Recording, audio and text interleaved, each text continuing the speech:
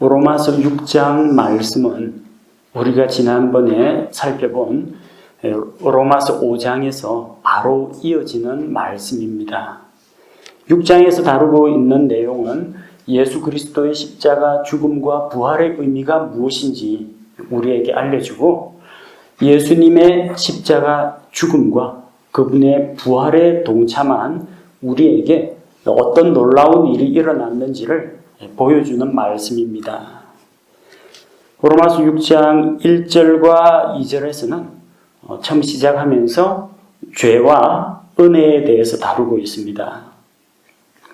죄는 사람이 짓습니다. 은혜는 하나님께서 죄인들에게 베풀어 주십니다. 그 죄와 은혜의 관계에 대해서 다루고 있는데, 1절에서 바로 이 편지를 읽는 로마 교회 성도들에게 도전하는 말씀을 하고 있습니다. 그런즉 우리가 무슨 말을 하리요? 은혜가 넘치게 하려고 우리가 죄 가운데 거하겠느냐? 은혜를 많이 받으려고 우리가 죄 가운데 거할 수 있느냐 하는 겁니다. 이것은 로마서 5장 20절에서 이어지는 말씀입니다. 20절에서 뭐라고 했습니까? 또한 율법이 들어온 것은 범죄가 넘치게 하려 함이거니와 죄가 넘친 곳에 은혜가 더욱더 넘쳤나니. 그렇게 한 이유는 우리가 생명 안에서 예수 그리스도 우리 주로 말미암아 영원한 생명에 이르도록 하기 위해서 하나님이 우리에게 죄사함의 은혜를 주셨다는 이야기입니다. 20절 말씀, 죄가 넘친 곳에 은혜가 더 넘쳤다고 했습니다. 율법이 왜 들어오게 되었느냐? 죄가 죄인 것을 알려주기 위해서 하나님께서 율법을 주셨습니다.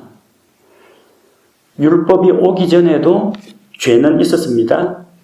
그런데 하나님을 알지 못하는 사람들이 그게 죄를 지으면서도 죄인 줄 몰랐다는 겁니다. 그러나 하나님의 절대 기준인 말씀이 선포되고 율법이 그들에게 주어지니까 죄가 죄라는 사실이 더욱 분명하게 드러났다는 겁니다. 그래서 율법이 들어온 것은 범죄가 넘치게 하려 함이군요.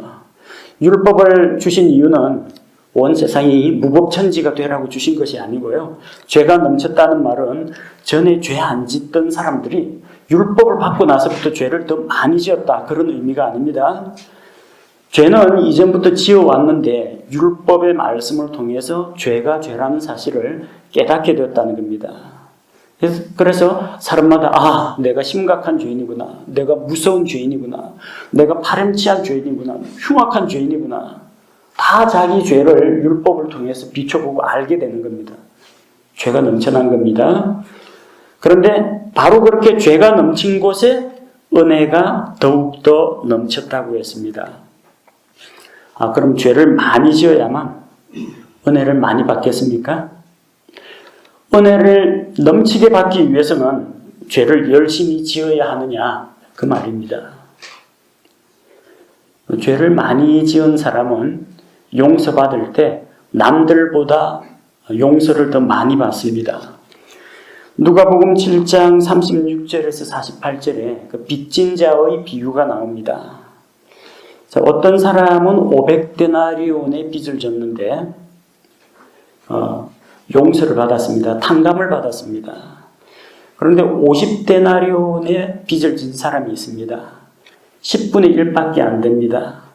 그 사람도 탕감을 받았습니다.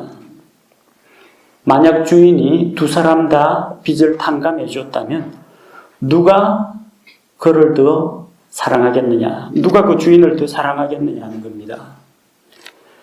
500데나리온이면요. 한 데나리온이 장정 한 명이 노동시장에 나가서 하루 종일 일해가지고 벌어들일 수 있는 일당입니다. 요새 공사장 가면 한 일당 10만 원에서 15만 원 줍니다. 500데나리온. 500일 동안 쉬지 않고 일해야 겨우 벌 수 있는 돈입니다. 반면에 50데나리온, 500데나리온의 10분의 1밖에 안 됩니다.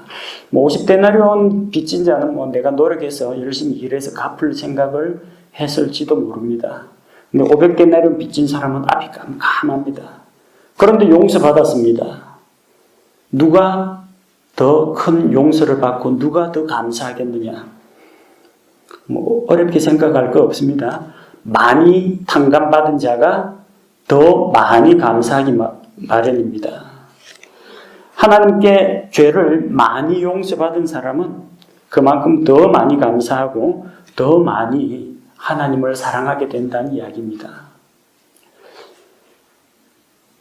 어릴 때부터 믿는 가정에서 태어나서 그냥 부모님의 보호와 간섭 가운데에서 평탄하게 신앙생활을 해온 사람 가운데는 죄에 대한 어떤 처절한 절박한 뉘우침 같은 것이 없는 분들이 더러 있습니다. 다 그런 건 아닙니다.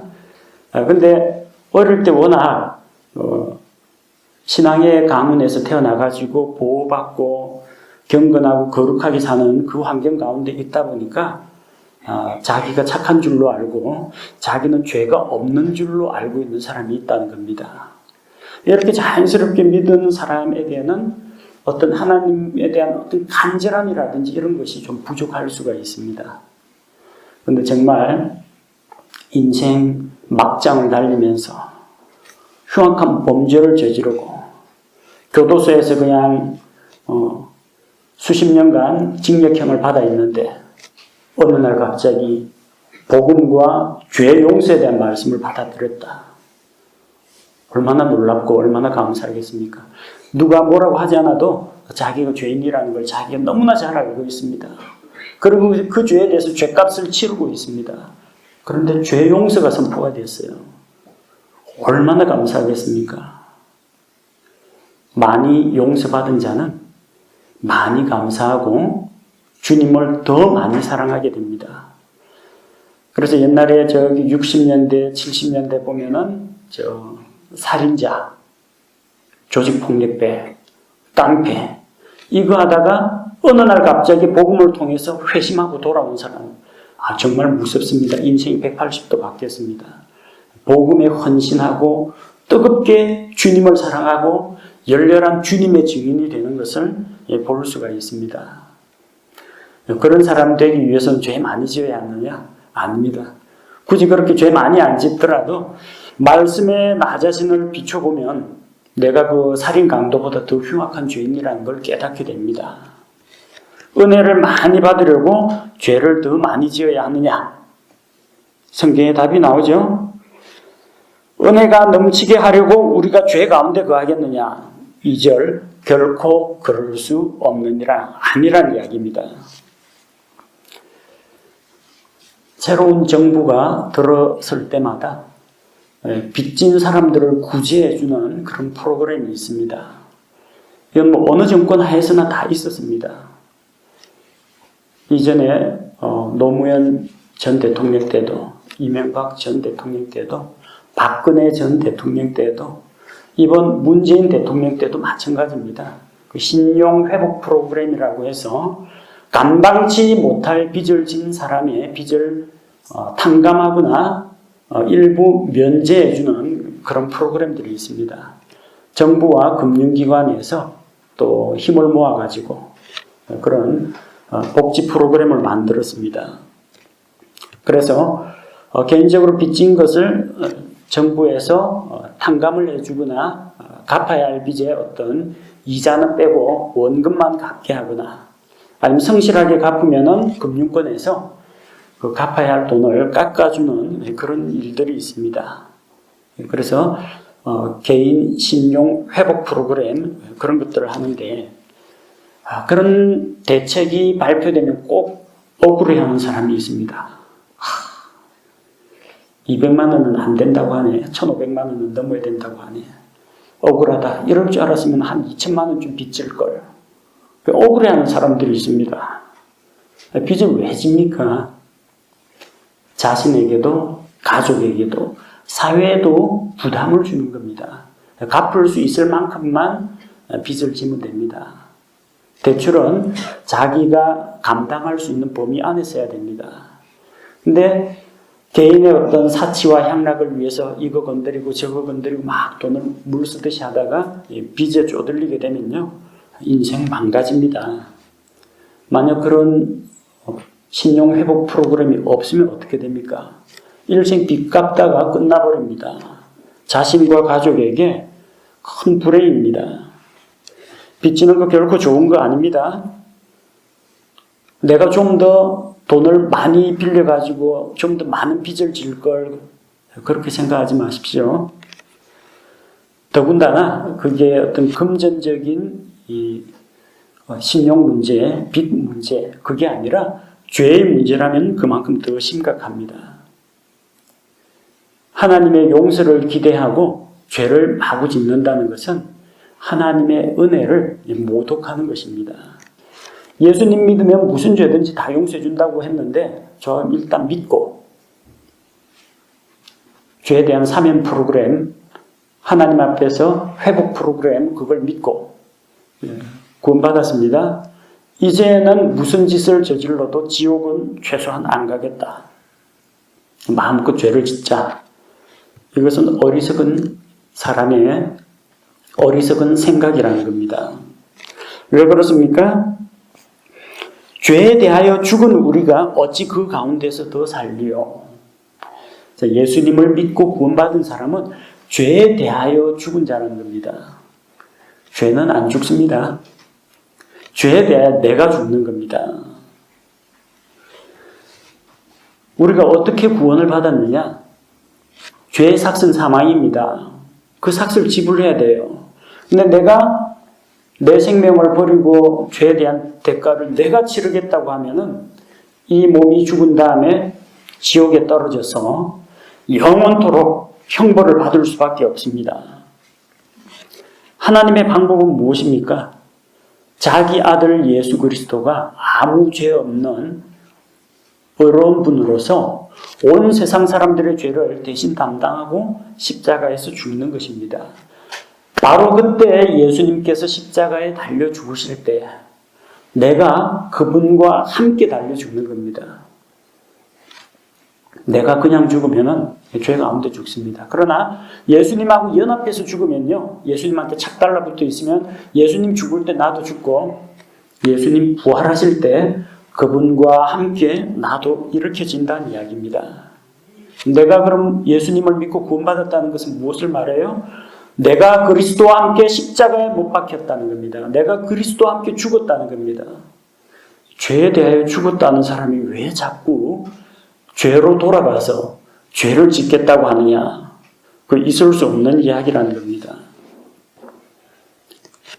예수님을 믿고 구원받기로 할 때, 뭐 예수 믿으면 좋은 일 때문에 복 받고 죄 용서받고 천국 간다는데, 그거 좋겠다. 믿어보자.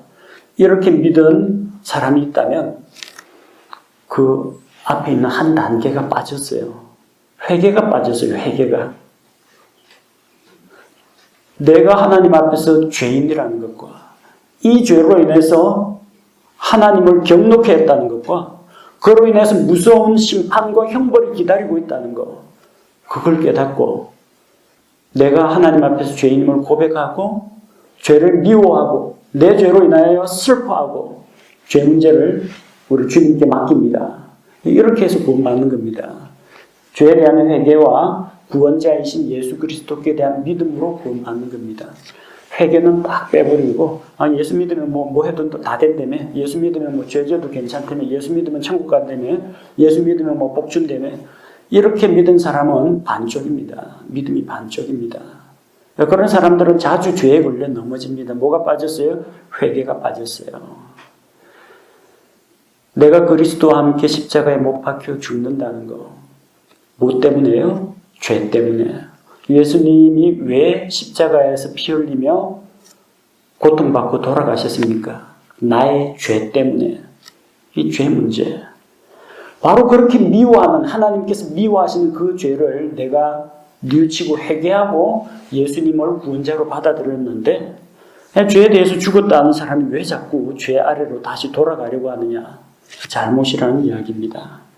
자, 그러면서 6장에서는 너희가 그리스도를 믿고 그리스도와 연합한 그리스도의 몸의 일부가 되었다는 것이 무슨 의미인지를 우리에게 알려주고 있습니다. 자, 3절에 침례 이야기가 나옵니다. 예수 그리스도 안으로 침례를 받은 우리가 다 그분의 죽음 안으로 침례를 받은 줄을 너희가 알지 못하느냐. 자, 여기서의 침례는 물 침례가 아닙니다.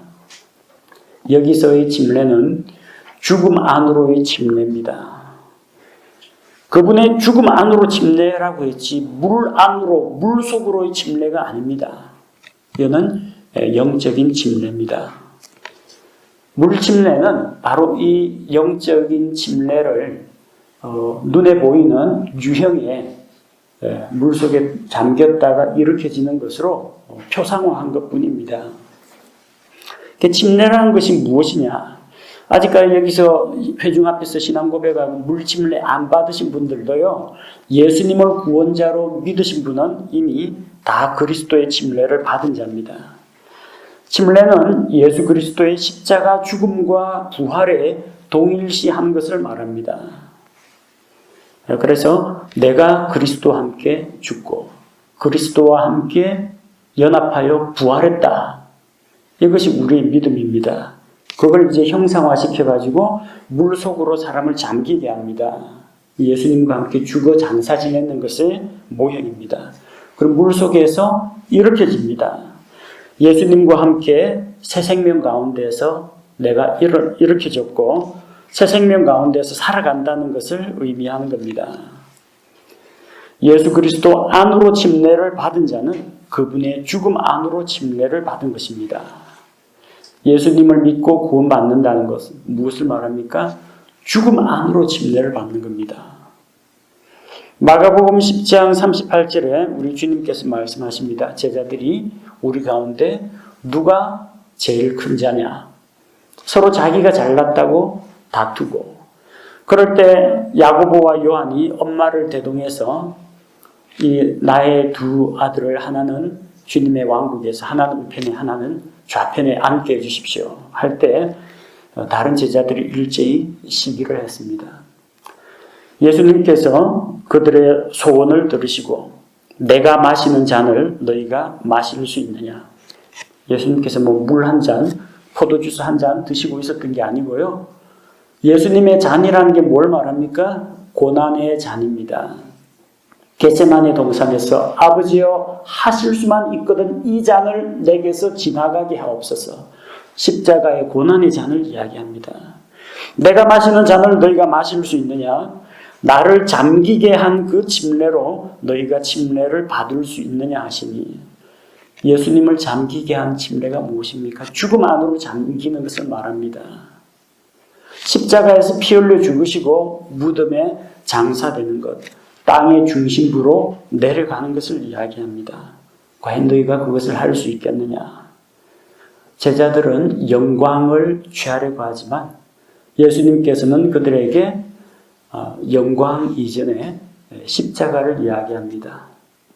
십자가 없이 영광이 없습니다. No cross, no crown이라고 하죠. 고난의 십자가 없이 부활의 영광이 없다는 겁니다. 예수님은 죽음 안으로 침례를 받으셨습니다. 예수님이 우리 대신하여 죽으심으로 우리 죄의 삭은 사망이요. 사망을 우리 대신 지불하셨어요. 그래서 우리는 예수님의 십자가 죽음에 연합함으로써 죄에 대하여 죽은 자가 되었다는 겁니다. 4절과 5절에 우리가 예수님의 죽음에 연합한 자라는 것을 보여줍니다. 그러므로 우리가 죽음 안으로 침례를 받아 그분과 함께 묻혔나니 이것은 그리스도께서 아버지의 영광을 힘입어 죽은 자들로부터 일으켜진 것 같이 우리도 생명의 새로움 속에서 걷게 하려 함이라고 했습니다. 자, 우리는 예수님의 죽음에 연합한 자들입니다. 그 죽음의 의미가 무엇이냐? 자, 예수님께서는 십자가에 달려 죽으시고 무덤에 묻히셨다가 셋째 날에 죽은 자들로부터 일어나서 부활하셨습니다. 내가 예수님과 함께 연합하여 죽었다면 나는 그분과 연합하여 일으켜진다는 겁니다. 믿는 자들도 죽음 안으로 침례를 받아서 예수님과 함께 묻혔다가 예수님과 함께 일으켜져서 이제는 하나님의 자녀로 새 생명 가운데에서 살아간다는 겁니다. 자, 죽음 안으로 침례를 받은 자는 그분과 함께 묻힌 자입니다. 4절에 나온 것처럼 우리는 죽음 안으로 침례를 받아 그분과 함께 묻혔나니라고 되어 있죠. 4절에 묻혔나니라고 되어 있고요. 5절에는 만일 우리가 그분의 죽음과 같은 모양으로 함께 심겼으면 두 개 똑같습니다. 묻히는 거하고 심기는 거하고 짝을 이루고 있습니다.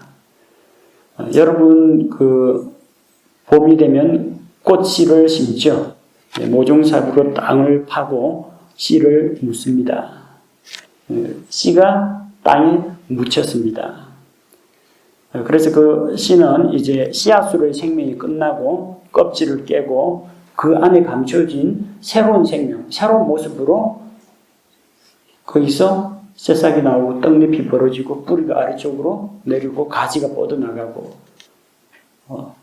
이전에 있던 씨앗하고는 다른 모양으로 어떤 새로운 생명으로 다시 태어나게 됩니다. 그게 묻힌 겁니다. 5절에서 우리는 예수님의 죽음과 같은 모양으로 함께 심겼다고 했습니다. 자, 씨앗은 사람에 의해 흙에 묻힙니다. 씨앗 입장에서는 묻혔다고 하는 겁니다. 사람 입장에서는 씨앗을 심었다고 합니다. 두 개가 결국은 똑같은 이야기입니다. 씨앗을 심으면 그 안에서 씨앗과는 다른 씨앗 속에 있던 그 새 생명이 움터가지고 식물이 자랍니다. 그 나중에 거기에서 열매가 맺힙니다. 꽃이 피고 열매가 맺힙니다. 우리가 죽어서 몸을 땅에 묻으면 부활의 몸을 거두게 된다는 겁니다. 씨앗을 심으면 거기서 새로운 생명이 돋아나는 것처럼 우리가 죽어서 몸을 땅에 묻으면 부활의 몸을 거둡니다. 장례라는 것이 바로 그런 의미입니다. 믿지 않는 자들에게 장례라는 것은 한 생명을 저 세상으로 떠나보내는 것이고 이제는 다시 만날 수 없는 영원한 이별, 연결식을 하는 것이지만 우리에게는 그게 아니라 이 땅에서 사용하던 이 껍질, 육신을 땅에 묻고 더 좋은 몸, 영광스럽고 거룩하고 변치 않는 그 부활의 몸을 얻기를 기다리는 첫 출발점이 장례식입니다. 고린도전서 15장 42절에서 44절에 본성에 속한 몸으로 뿌려지고, 이 뿌린다는 씨 뿌리는 걸 이야기합니다. 그래서 묻혔다, 심겼다, 씨앗으로 뿌려졌다 똑같은 겁니다. 본성에 속한 몸으로, 아담의 본성에 속한 몸으로 뿌려지고 영에 속한 그리스도의 사람, 영에 속한 몸으로 일으켜진다고 했습니다. 날 때는 전부 아담의 자손으로 태어납니다. 그러나 믿고 구원받은 사람은 로마서 5장에서 우리가 본 것처럼 아담 종족이 아니라 예수 그리스도 계열에 속한 자입니다. 본성에 속한 아담의 몸은 땅에 묻히고 그리스도께 속한 그 몸은 주님 다시 오실 때 영광스러운 부활로 우리가 부활의 몸으로 참여하게 됩니다. 그래서 5절에서 이야기한 바가 무엇입니까? 우리가 주님과 함께 심기려면 어떻게 돼요? 십자가에서 죽어야 무덤에 장사되어 심깁니다. 우리가 주님과 함께 심겼으면 그분의 부활과 같은 모양으로 일으켜질 것이라고 했습니다. 죽음은 끝이 아닙니다. 죽음은 부활을 위해서 씨앗을 심는 것과 같다고 보시면 됩니다. 그래서 예수님의 십자가 죽음만 이야기하면 안 된다는 거예요. 예수님의 십자가 죽음과 부활이 같이 선포되어야 합니다. 내가 그리스도와 함께 십자가에 못 박혔다. 내가 그리스도와 함께 죽어 장사되었다. 그 의미가 무엇이냐는 겁니다. 그리스도와 연합하여 그리스도와 함께 일으켜지는, 그분이 부활하신 그 부활에 나도 참여할 수 있는 소망을 갖게 된 것입니다. 우리가 이런 영적인 지식을 바로 알고 있어야 됩니다. 회개가 무엇인지 모르고 믿음이 무엇인지 모르고 그냥 복음을 수박겉 핥기식으로만 대충 들어가지고 뭐 교회 다니고 기독교 신자 되면은 뭐 좋은 일 많다더라, 복 준다더라, 잘 된다더라, 만사 형통한다더라, 알지도 못하고 그냥 교회 다니면서 이 종교 생활하고 이러다가 정작 중요한 구원의 진리를 놓치면요, 이런 오해를 앞서 이야기한 은혜를 더 많이 받으려면 그럼 죄 많이 짓고 죄 용서 많이 받아야 되겠네, 이런 엉뚱한 이야기 하는 사람이 나온다는 겁니다. 영적 분별력, 영적 지식을 바르게 가져야 합니다. 6절에서 우리가 알아야 할 것이 나옵니다. 우리가 이것을 알거니와. 자, 이 로마서 6장에서 우리가 알아야 할 것들이 참 많이 나옵니다. 3절에도 나오죠. 3절에 너희가 알지 못하느냐. 알아야 되는데 너희가 이걸 모르면은 자꾸 죄 많이 짓고 은혜 많이 받자 이런 엉뚱한 이야기 하게 된다는 거예요. 뭘 알아야 되느냐. 우리가 그분의 죽음 안으로 침례를 받은 줄을 알지 못하느냐, 알아야 된다는 거예요. 우리가 예수 그리스도와 함께 죽음 안으로 침례를 받아 그분과 연합하게 되었다는 걸 똑바로 알라는 겁니다. 그래 죄 짓지 않는 이야기가 안 나오게 된다는 겁니다. 또 뭘 알아야 돼요? 6절에 우리가 이것을 알거니와. 우리의 옛사람이 그분과 함께 십자가에 못 박힌 것은 죄의 몸을 멸하여 이제부터는 우리가 죄를 섬기지 아니하게 하려 함이니. 예수님이 십자가에 못 박힌 것은 우리로 하여금 마음껏 죄를 짓도록 하기 위해서가 아니라 이제는 우리가 죄를 섬기지 않도록, 죄에게 순종하지 않도록 하기 위해서, 죄에서 해방시키기 위해서 죽으셨다는 이야기예요. 우리 옛사람이 주님과 함께 십자가에 못 박힌 것은 이 죄의 몸을 멸하고 죄의 종에서 벗어나기 위한 거라는 겁니다. 왜? 죄 짓던 이 몸이 죽어버리면 죄가 간섭을 못합니다. 죽으면은 죄가 죄의 삭 내놔라 하는데 나 이미 죽었다. 죽은 자에게 삭을 받아낼 수는 없습니다. 사망이라는 대가를 예수님을 통해서 대신 지불했기 때문에. 9절에서 또 우리가 알아야 할 게 있습니다. 그리스도께서 죽은 자들로부터 일으켜 주셨으므로 다시는 죽지 아니하시고 사망이 다시는 그분을 지배하지 못하는 줄 우리가 아노라. 뭘 알아요? 사망이 그리스도를 지배하지 못하는 것을 압니다. 또 그리스도와 연합한 우리도 사망이 우리를 주관하지 못하는 것을 압니다. 이거 똑바로 알고 있어야 돼요. 이거 모르고 있으면 예수님 믿는다고 하면서도 죽음을 두려워합니다. 예수님 믿는다고 하면서도 죄에 대한 심판을 두려워합니다. 예수님 믿는다 하면서도 자꾸 죄로 돌아가려고 합니다. 뭘 몰라서 그렇습니다. 똑바로 알아야 됩니다. 16절에 또 알아야 될 게 나오죠. 너희 자신을 누구에게 종으로 내주어 순종하게 하면 너희가 순종하는 그 사람이 종이 되는 줄을 너희가 알지 못하느냐. 똑바로 알아야 하는데 예수님께서 죄에서 자유를 얻게 하려고 십자가의 그 모진 고통과 형벌을 받으시고 부활하셨는데 그 의미를 내가 알지 못하면 어떻게 되느냐.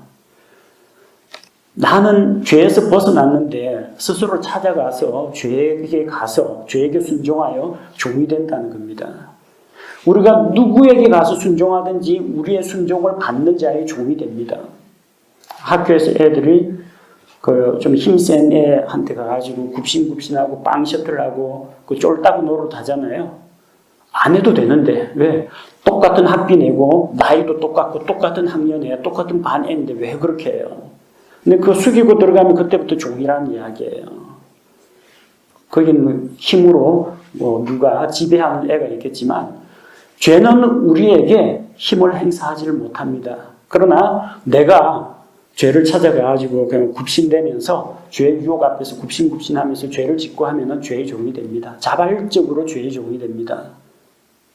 왜 그걸 하느냐는 겁니다. 너희가 죄에게 가서 순종하면 죄의 종이 되는 걸 모르느냐? 너희는 죄의 종에서 벗어났는데 왜 가서 또 종노릇하러 또다시 들어가느냐는 겁니다. 몰라서 그래요.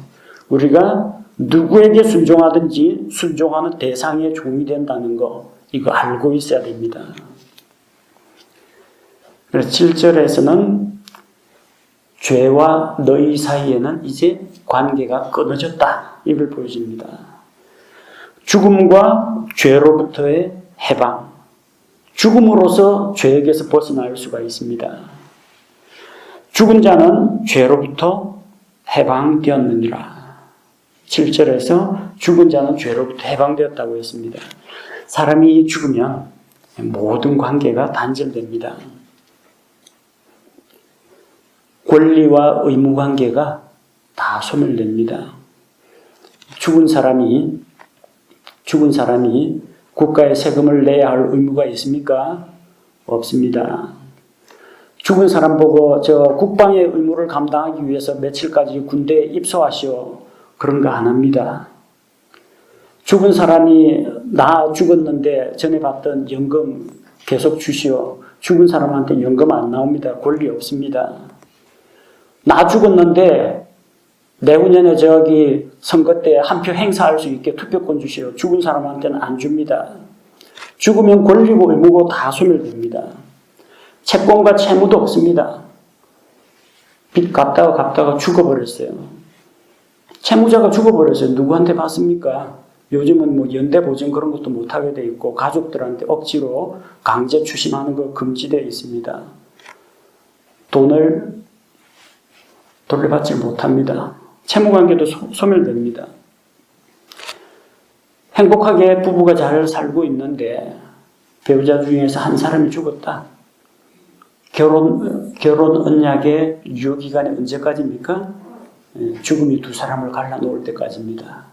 죽고 나면 혼인관계가 소멸됩니다. 남아있는 사람은 호랍이든지 과부가 돼가지고 혼자 살고 싶으면 혼자 살 수도 있고, 재혼을 하더라도 누가 뭐라고 하는 사람이 없습니다. 합법적입니다. 결혼 생활하면서 다른 사람하고 또 뭐 사귄다든지 이중 결혼 생활을 하면은 이거는 일반 세상법으로도 처벌받습니다. 그러나 이미 배우자가 죽어가지고 저기 무덤에 묻혔는데 혼인관계가 소멸된다면은 독신으로 살건 재혼을 하건 아무런 문제가 안 됩니다. 죽으면 친구관계가 끝납니다. 법도 사람이 죽으면 법이 어떻게 하지를 못합니다. 사법기관에 의해서 수사를 받던 경제인, 자살한 사람이 있습니다.